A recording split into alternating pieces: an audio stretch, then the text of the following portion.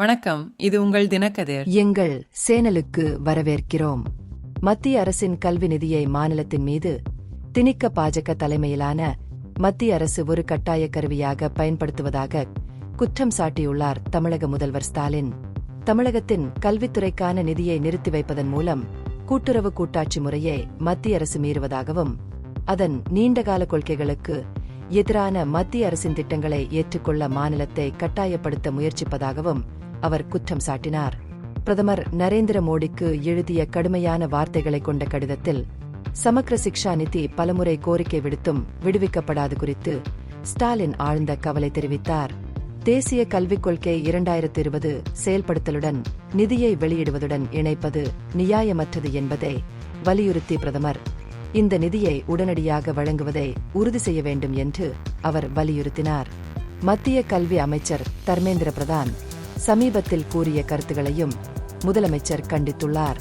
2020ஆம் ஆண்டு தேசிய கல்விக் கொள்கையை முழுமையாக ஏற்றுக்கொண்டு மும்மொழிக் கொள்கையை அமல்படுத்தாவிட்டால் தமிழகத்தின் எஸ்எஸ்ஏ வெளியிடப்படாது என்று அவர் கூறினார். இந்த அணுகுமுறையை ஏற்றுக்கொள்ள முடியாதது என்றும், இதுபோன்ற நிலைமைகள் மாநிலத்தின் தனித்துவமான தேவைகளின் அடிப்படையில் அதன் கல்விக் கொள்கைகளை வடிவமைப்பதில் தமிழ்நாட்டின் சுயாட்சியை கடுமையாக குறைமதிப்பிற்கு உட்படுத்தும் என்றும் ஸ்டாலின் எச்சரித்தார்.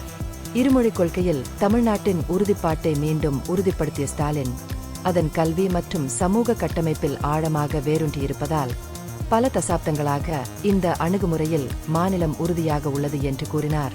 1976ஆம் ஆண்டு அலுவல் மொழிகள் விதிகளின் கீழ் 1963ஆம் ஆண்டு அலுவல் மொழிச் சட்டத்தை அமல்படுத்துவதிலிருந்து தமிழ்நாடு விலக்கு அளிக்கப்பட்டுள்ளது. இது மொழிக் கொள்கையில் அதன் நீண்டகால நிலைப்பாட்டை மேலும் வலுப்படுத்துகிறது. மும்மொழிக் கொள்கையை பின்பற்றும் மத்திய அரசால் நடத்தப்படும் நவோதயா வித்யாலயாக்கள் கூட மாநிலத்தின் கடுமையான எதிர்ப்பின் காரணமாக தமிழ்நாட்டில் நிறுவப்படவில்லை என்பதையும் அவர் சுட்டிக்காட்டினார். மத்திய அரசின் நிலைப்பாட்டால் ஏற்படும் பதட்டம் மற்றும் அமைதியின்மையை வலியுறுத்திய அவர், கூட்டுறவு கூட்டாட்சியின் நலனுக்காக பிரதமர் செயல்பட வேண்டும் என்றும், தமிழ்நாட்டின் கொள்கைகளுக்கு முரணான நிபந்தனைகளை விதிக்காமல் நிதி உடனடியாக வெளியிடப்படுவதை உறுதி செய்ய வேண்டும் என்றும் வலியுறுத்தினார்.